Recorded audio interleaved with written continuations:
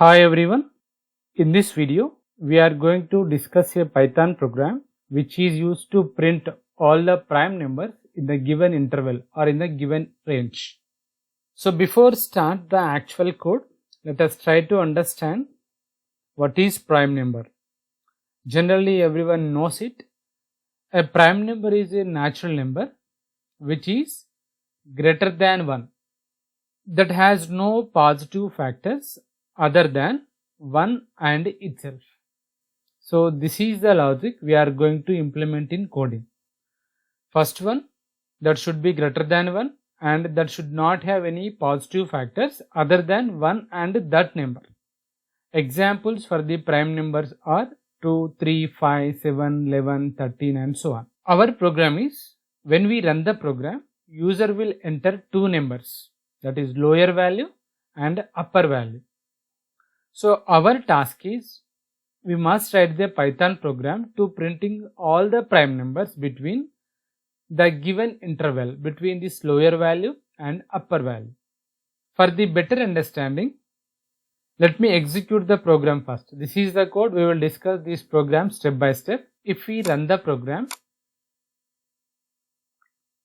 it prompts the user to enter lower range. Suppose if I enter 10 as a lower range, hit enter button, it asks upper range. For example, I am entering 15, then hit enter button. Then it prints the prime numbers between 10 and 15. Those are 11 and 13. I think the requirement is clear now. Now what is the logic behind our code is, you must understand it first, then only the code will be easy to understand. We are going to use two loops here. And the first loop is used to generate the numbers between the given range. Just now we have seen we entered two values, 10 and 15. We need to generate the numbers between 10 and 15. After that, we need to check all the numbers, if the number is prime or not. So to check the generated number is prime or not, we are going to use one more loop. Then how to check whether the given number is prime or not?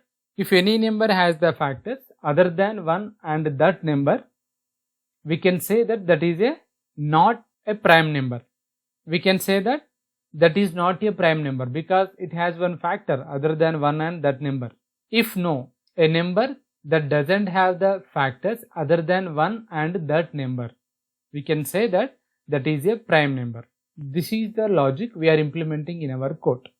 And the outer loop will break when it reaches to the upper value. As per our example, whenever it reaches to 15, the loop will be terminated. Now see the code. When we run this program, we are prompting the user to enter the lower range. User will enter some lower range. We are storing that in the variable lower. And again it prompts the user to enter upper range. That should be converted to the integer value because the return type of the input method is string type. That's why we must convert into the integer value and assign to the variable upper. First task is, we need to generate the numbers, right? Before generating, let me give one heading. Heading is like, what is the text we have within the double quotes will be displayed as it is, and these are the variable names. The variable value will be displayed in place of the variable name. For example, if we enter the lower range 10 and upper range is 15, this statement is used to print the text like prime numbers between 10 and 15 are. Start our logic.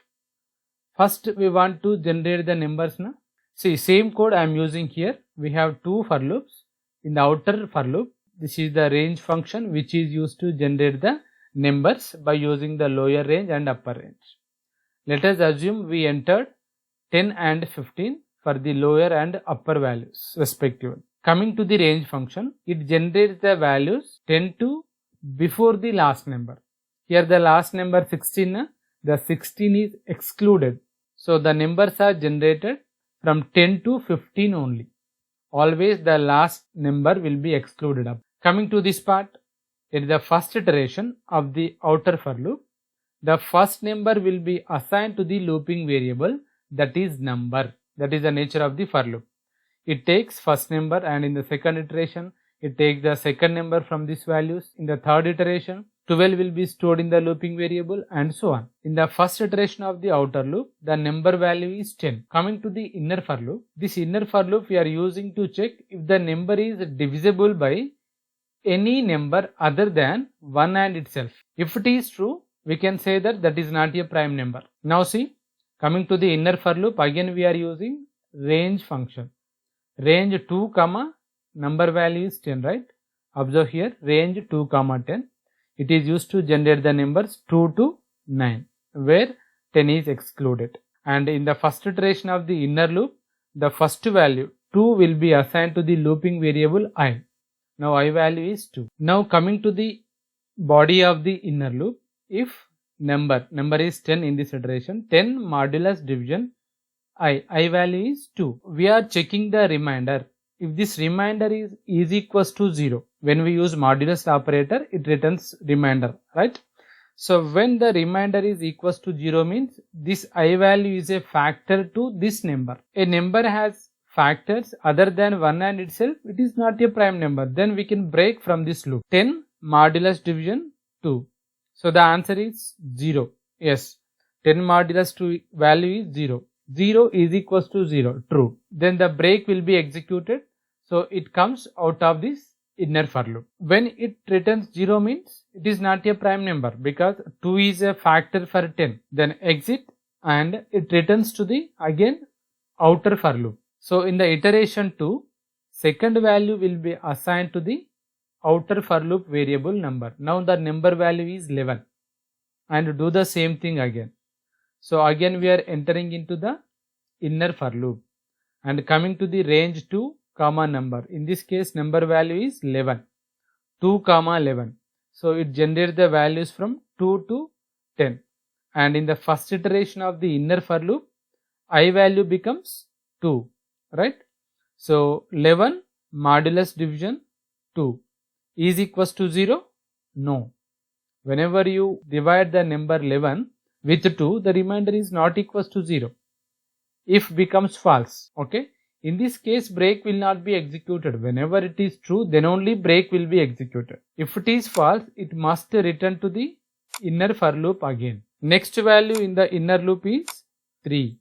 So 3 will be assigned to the variable I. In the second iteration of the inner for loop, I value becomes 3. And 11 modulus division 3 is equals to 0. That is also false. And break will not be executed in this case also. Again, that must be redirected to the starting point of inner for loop. Like this, at each and every iteration, these values will be assigned to the variable I until reach to the last point. So see now, in the next iteration, I value becomes 4. 11 modulus division 4, that is also false. And the next I value becomes 5, that is also false. Next 6, that is also false. Listen carefully. Next 7, that becomes also false. Next 8, this is also false. 9, this is also false. And 10, in this case also false. But now 10 is the last value. It reaches to the ending point of this list. This is very, very important. Listen carefully. So it reaches to the else part now, because for all I values, this statement is false. Now coming to the else part, prime number. So the value of the number will be displayed. What is the value of number in this iteration? 11. So 11 will be displayed. Nothing but we find one number between 10 and 15, that is 11. Like this, for each and every iteration, you must do these things. In the iteration 3, for the outer loop, the number value becomes 12. And use the range function, generate the values. For all the generated values, you must check this if. Like this, you must do all iterations. Coming to this example, how many iterations the outer for loop has? 1, 2, 3, 4, 5, 6. 6 iterations. So do all the iterations, you will get good knowledge about this coding. Now the code is clear, I hope. Let us execute now. See, enter the lower range 10. I am using same values 15. So the prime numbers between 10 and 15 are 11 and 13. If this video is useful to you, Please do subscribe the channel, share the videos, like the video. Thank you.